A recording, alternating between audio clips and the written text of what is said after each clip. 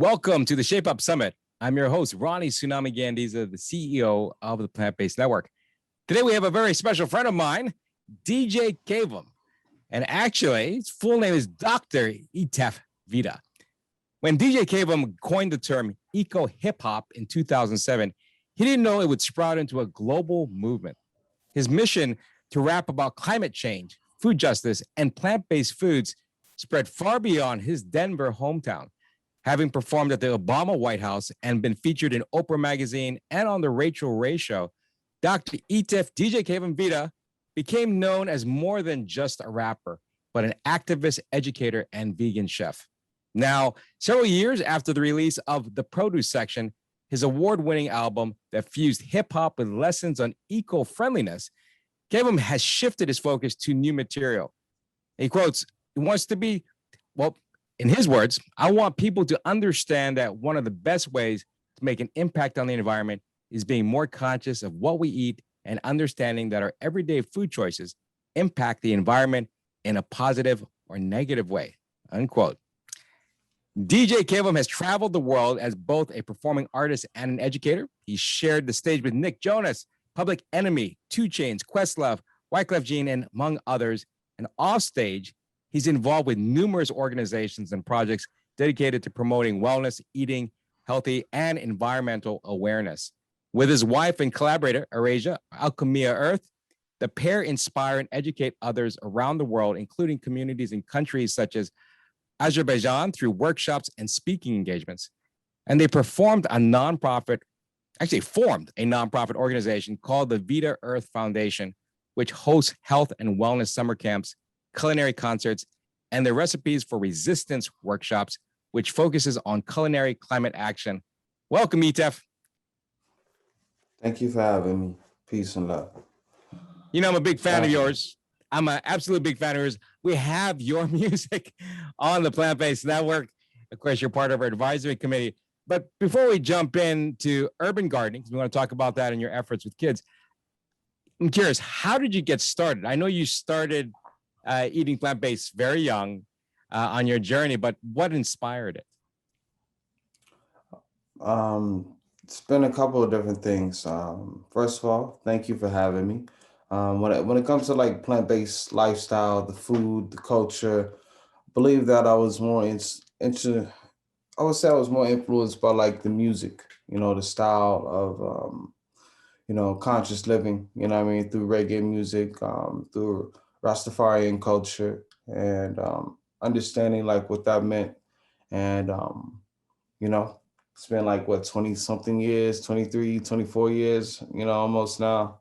And I almost lost count, But definitely, I was that kid in the produce section at the corner store, going to the Asian market, trying to find something.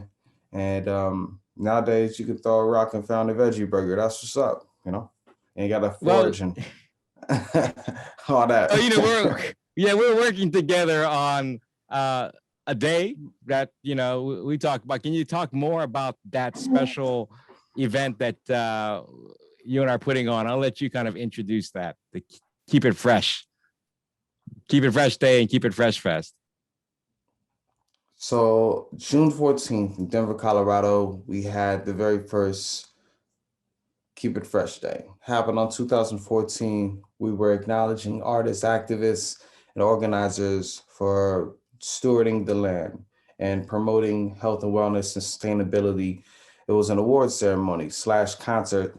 And the whole concept was really around engaging community within civic engagement on sustainability. Well, real talk, culinary climate action. That turned into something that I felt like was more empowering to show people how to use food as medicine. And we encouraged people in numerous different years through events and breakdancing jams in greenhouses to like giving out, tins of juicers, with friends and family who actually really needed that, And I think that's really what it's all about. So this year, partnering with Plant-Based Network, Black Veg Society, and Vida Earth Foundation, we're going to be bringing it to you right here on Plant-Based Network.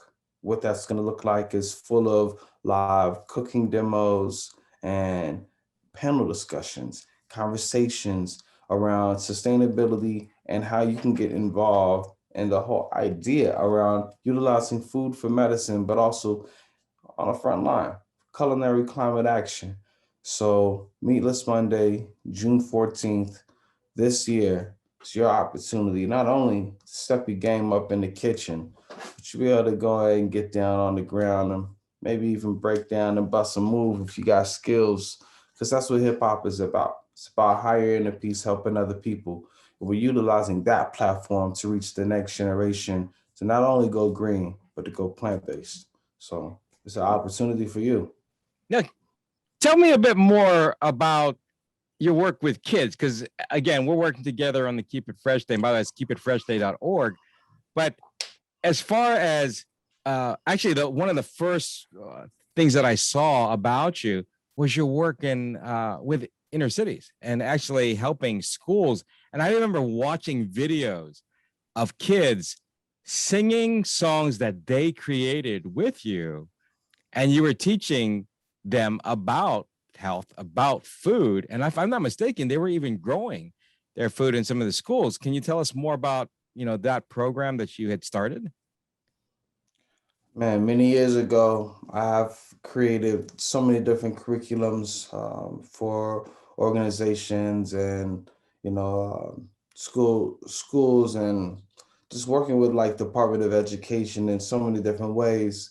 And what that looked like for me, I have a PhD in urban ecology, so I wanted to give back after getting my education and realizing what that looked like, to everyone else is. It kind of always shifts.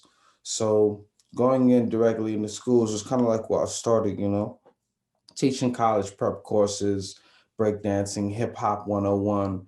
And it came down to my students were hungry, you know. I was already teaching yoga and breakdancing in schools. And then my students would come to school hungry. So I was like, all right, we're gonna show you how to grow food. That's literally how it started, you know.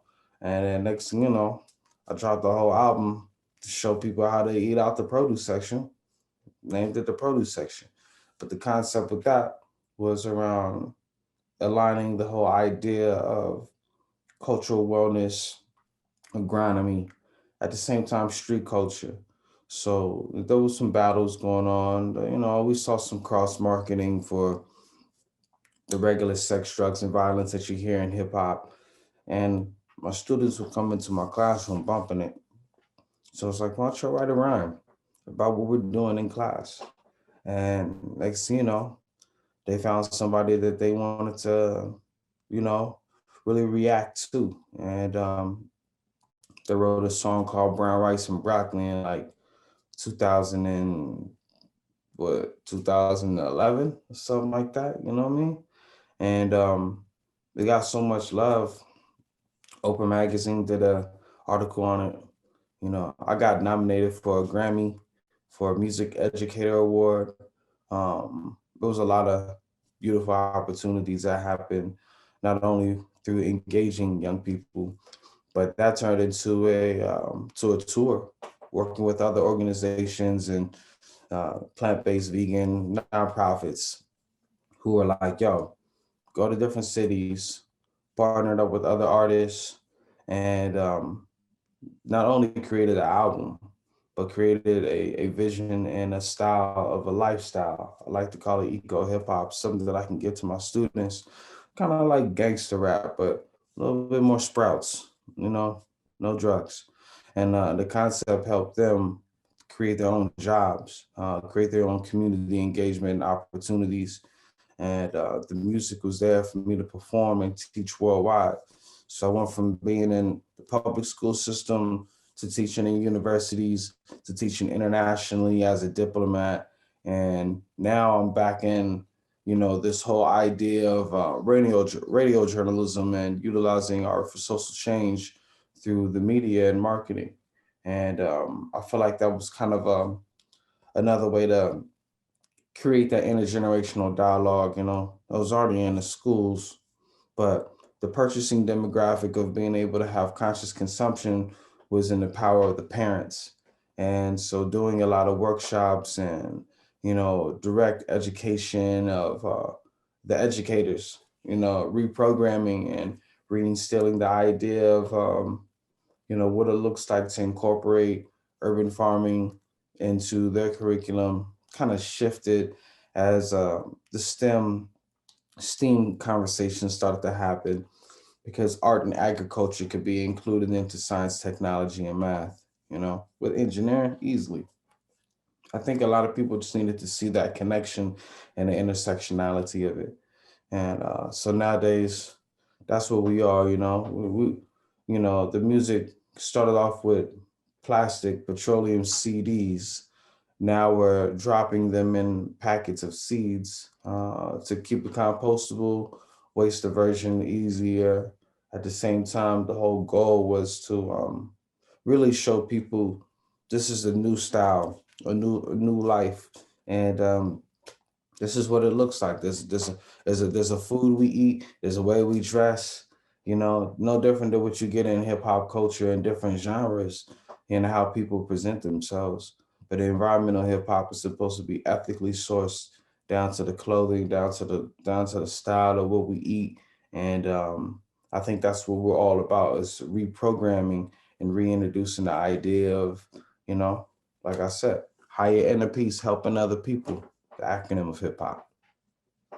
You know, I'm curious how did people react when you first came out? Because in talking about this eco hip hop genre, really, it's a genre that's come in and I think is growing. And I know a number of reggae artists as well as a musician myself, and having done in Hawaii, we call it Jawaiian, which is Jamaican Hawaiian reggae beat. So performed, open with the Wailers, for instance.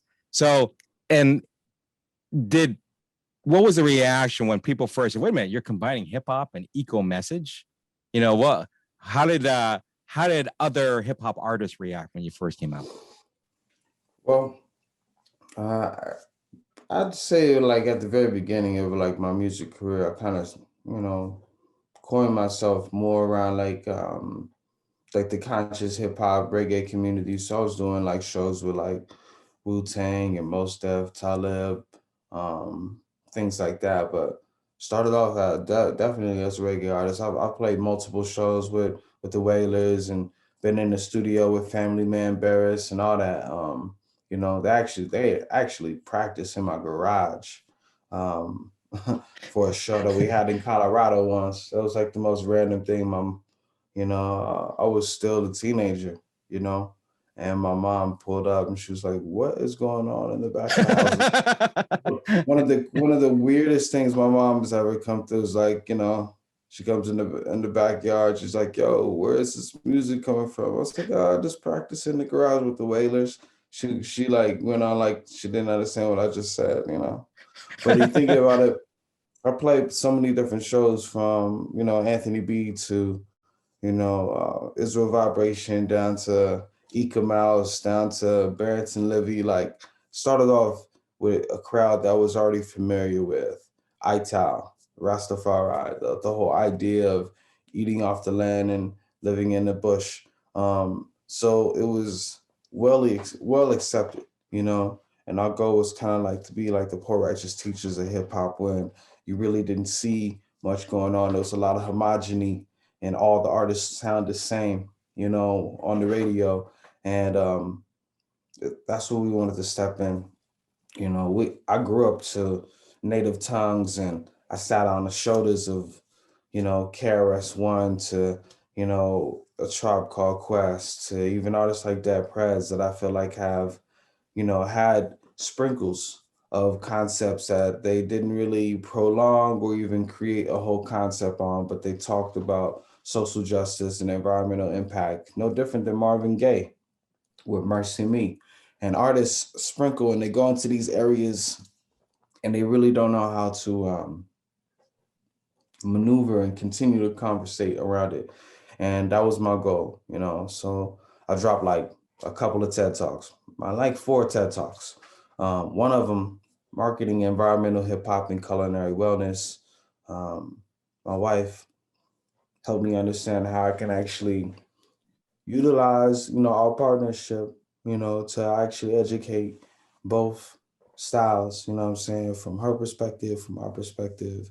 So we toured and traveled a lot, doing these culinary concerts.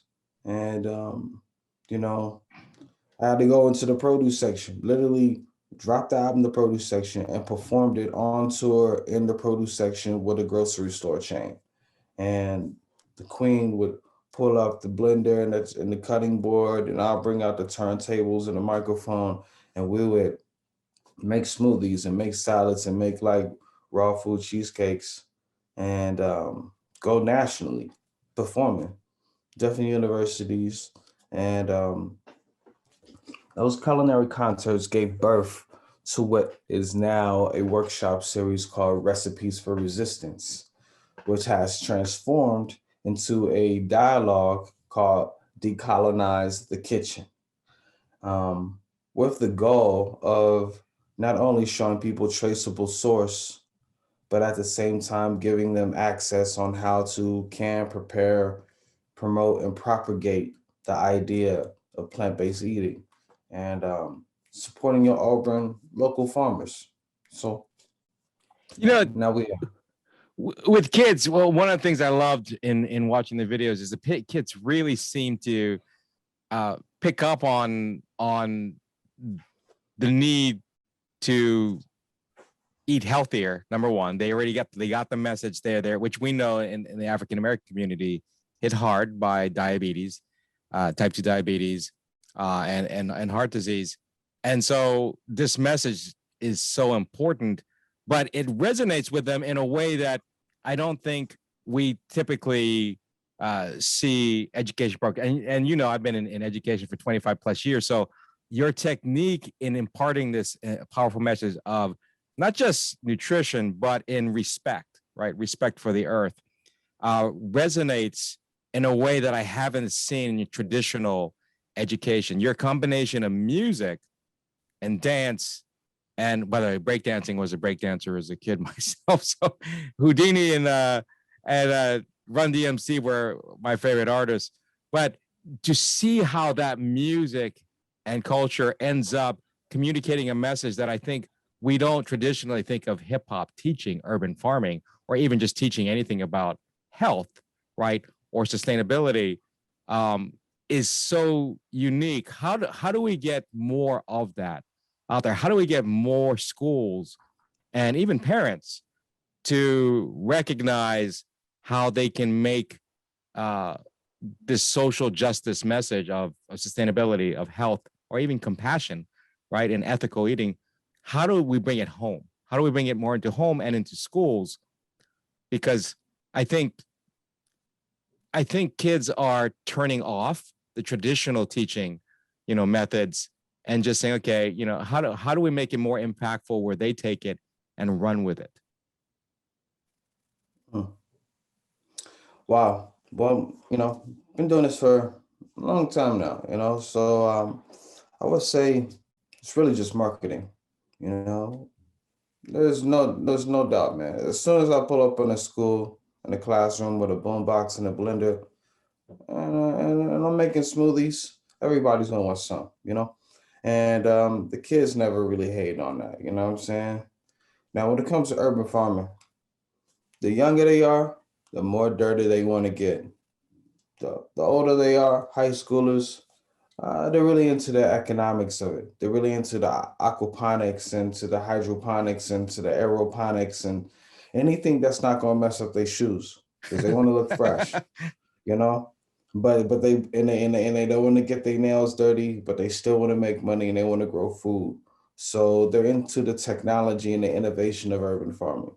Educators, they just need to figure out a way to bring kids back to nature. Utilize the whole idea of, you know, constantly showing people the encouragement of the earth, y'all. Not trying to get somebody so involved in the tech industry all the time. Not everybody needs to do that. We need people who actually want to steward the land, become a park ranger.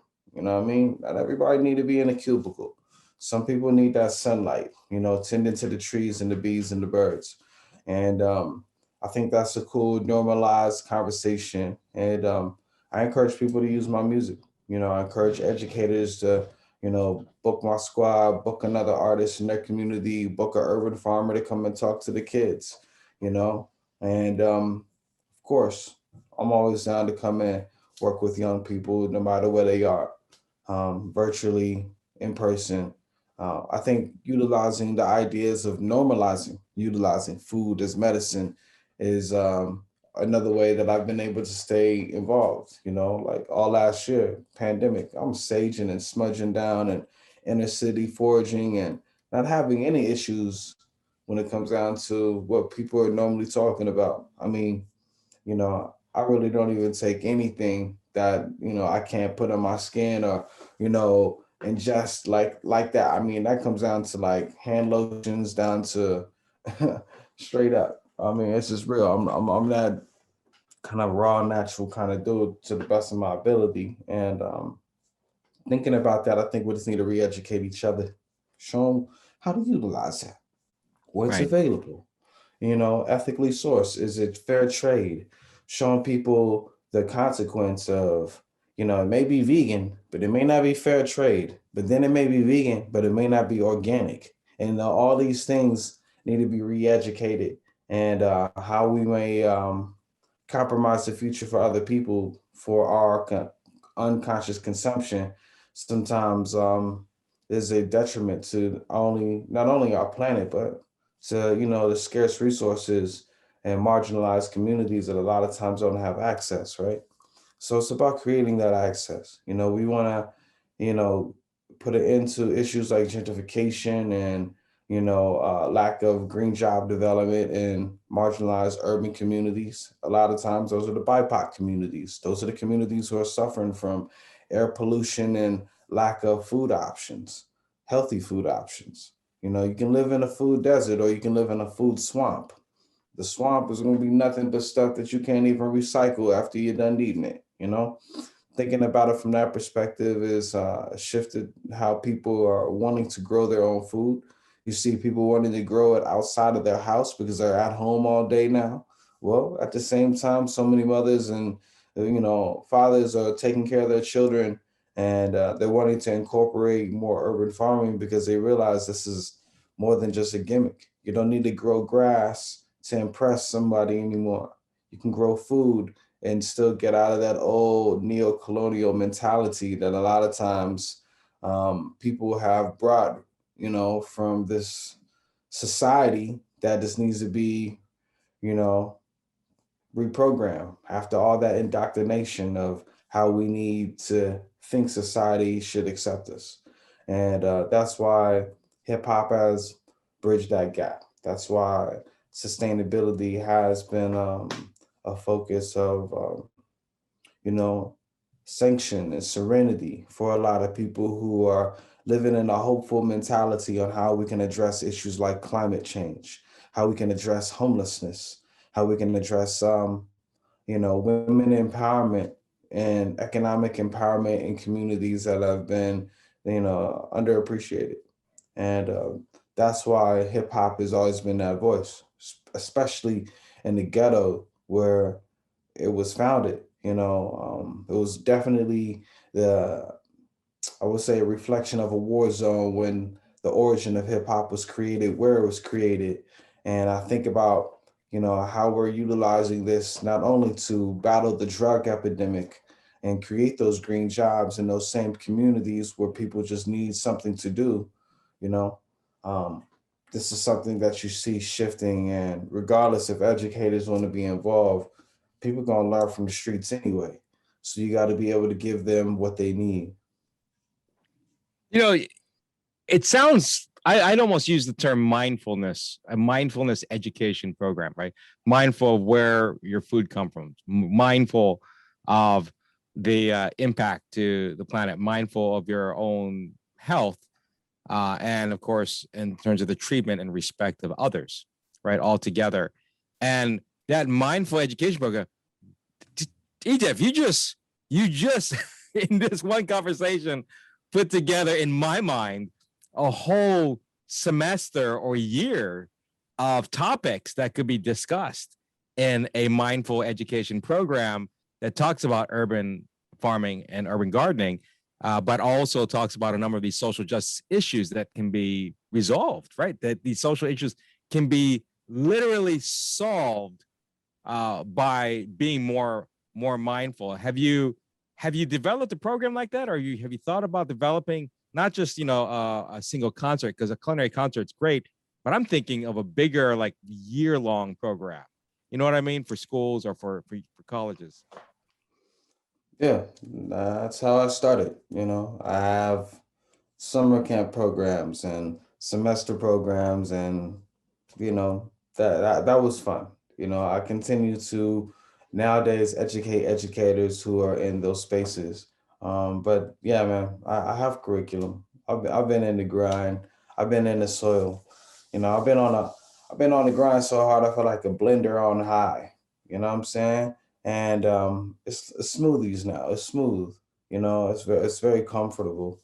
And being able to go into where when I first started, I didn't know what to bring. You know what I mean? I was like, yo, should I make wheatgrass juice and straight kale and celery for these kids? Or should I bring like, the pineapples and the grapes? And, I was like, yeah, they need the sweets. Yeah, I would chop it up a little. I'll mix it up a little together. You know what I mean?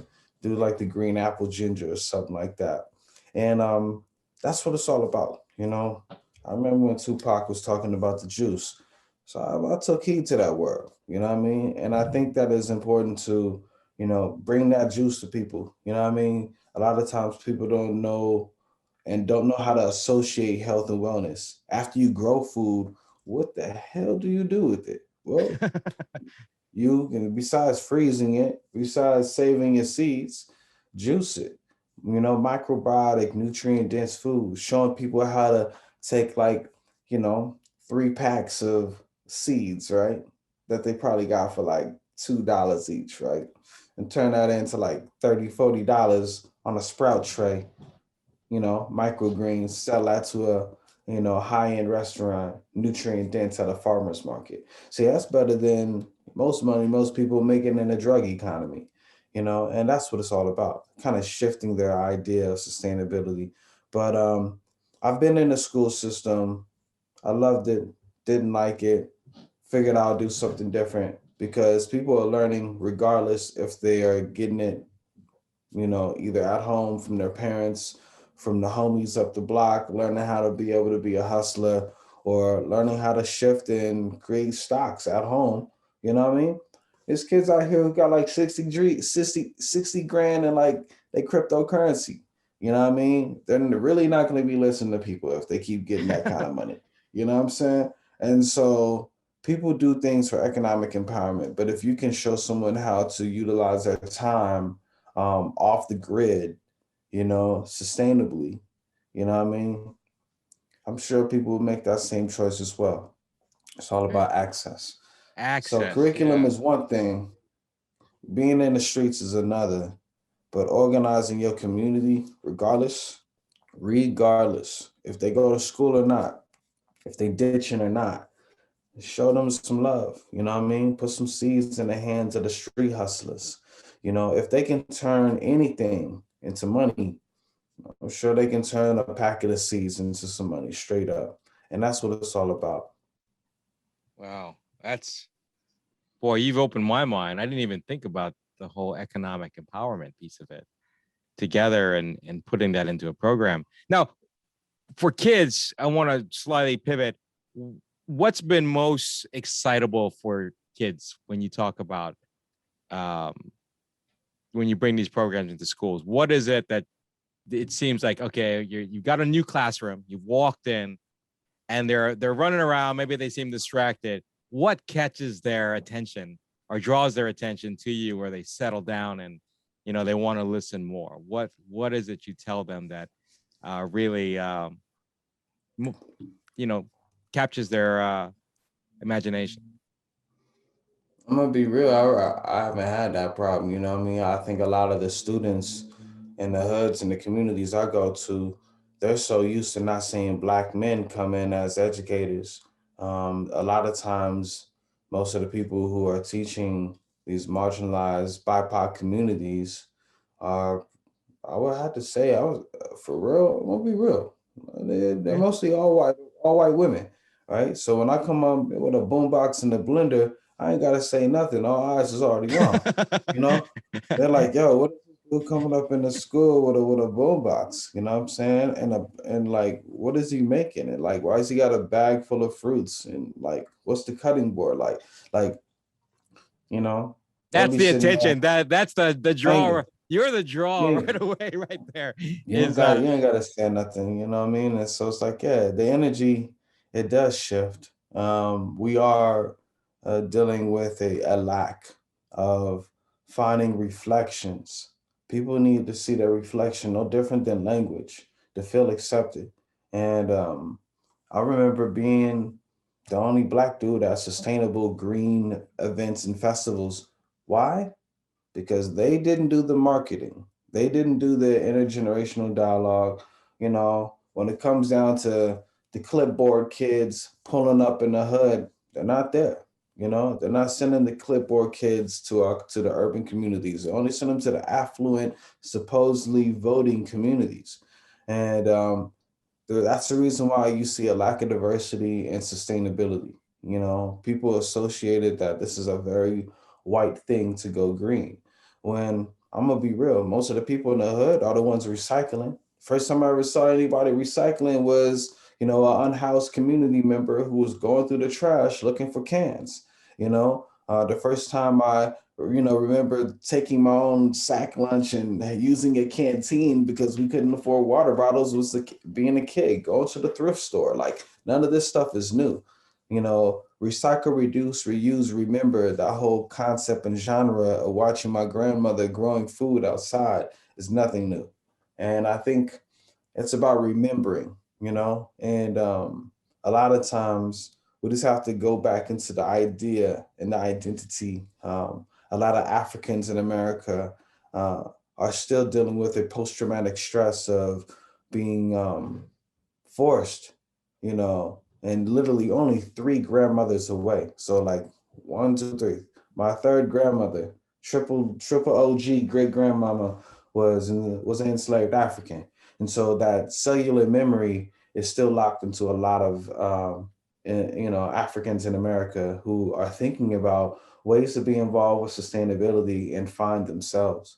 And so the younger generation who's already accepted hip hop and this idea of a unified culture, you see them marching on the street demanding that there is a shift between how adults are creating their purchasing and their consumption, you know, so it doesn't offset the climate like it has in the past. And, you know, we had a couple of months of no driving and the air cleared up last year, a couple of months of no this and that. And the environment had a reboot and an impact that was so beneficial that you saw wildlife going into the inner cities. Um, Thinking about that level of detox and rehabilitation is so important that that needs to happen on a mental level as well. Decolonizing the kitchen doesn't just look like, oh, I'm just going to eat everything corporate and plant based, or I'm not going to eat anything local, or come on, man. Like there's so many ways that we could have a traceable source the way we're limiting our carbon emission because there's so much going on from the how things are being traveling, you know, around our country. Of course, like, man, I love bananas, real talk. But I'm gonna be real. You know, living in the inner city, I should be supporting my urban farmers more. And so my goal is to encourage people to grow food so I can support them from the get go. You know, so that's the important part.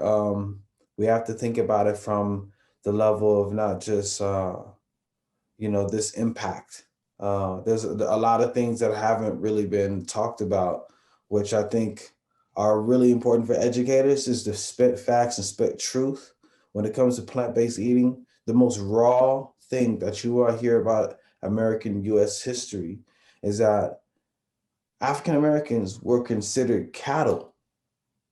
So there was a lot of weird stuff going on before that. And I'm not trying to get too deep into that, but you know what I'm trying to say. Right. And it was unfortunate that, you know, not only was there consumption of people, because of that, because of this normality of like, oh, they don't have a life, yeah, they don't have a soul, they don't have a spirit. Um, you have to think about how this identity is shifted, and that's the reason why you see a lot of civil unrest. And 85% of the people who are vegan in America are African American, but the marketing doesn't even look like that. You know what I mean? And so you have to think about these issues of historical references of what happened to people like Nat Turner after he was, you know, executed for the revolt against slavery, you know, and these kind of concepts of what has continued to happen to marginalized communities of color throughout this nation, from the native indigenous, you know what I mean, to my brothers and sisters from Pacific Islanders and Asian Americans who are in concentration camps, to our migrant workers who work the farms right now, who are in concentration camps right now. Mm. You know, these are things that are going to affect who is stewarding the land. You know, our country has a huge historical reference of gaining economic empowerment from enslaved Africans and stolen land from indigenous people.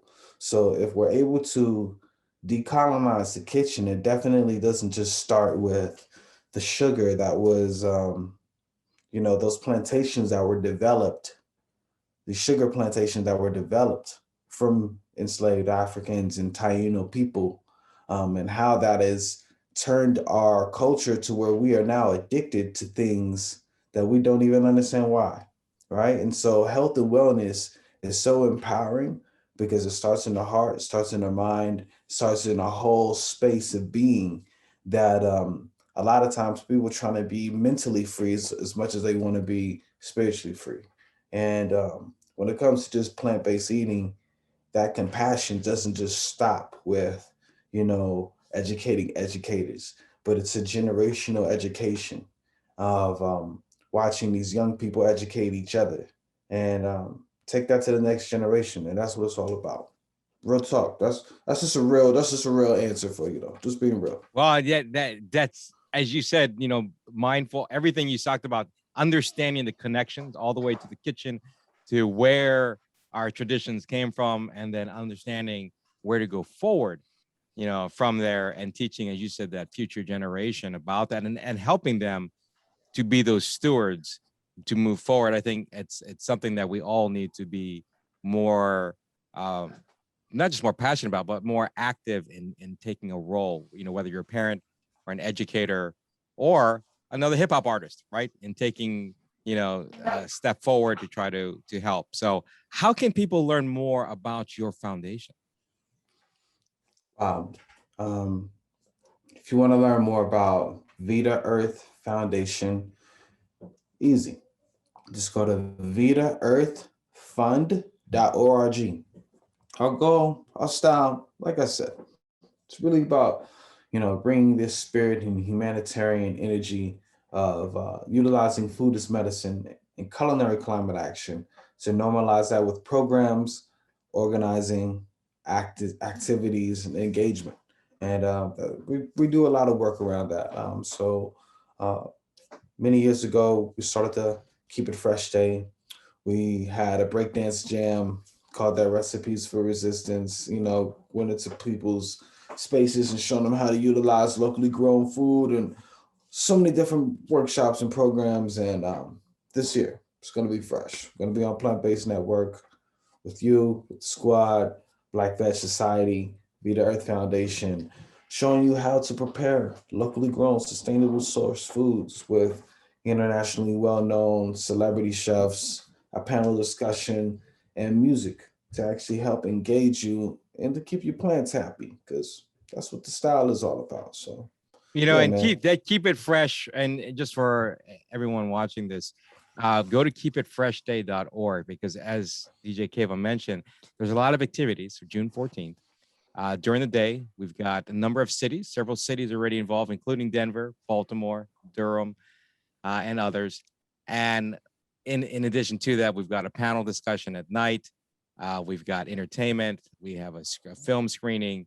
But all of this is to help people understand bringing in fresh produce, eating healthier, all in cities, again, urban, and because we tend to forget that there are a number of food deserts out there. There are a number of just a lack of education at times in terms of fresh produce and the impact to health, to the planet, and to just being compassionate and respectful to everyone on the planet.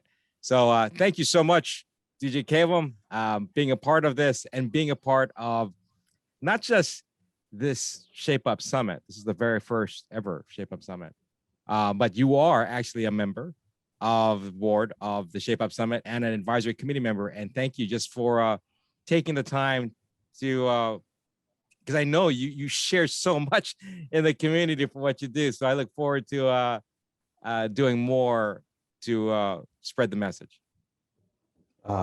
Thank you for having me. Thank you for thinking of us. You already know it's nothing but love, for me and Alchemia and my team. We send a lot of love to everybody at Plant Based Network. Thank you. Take care.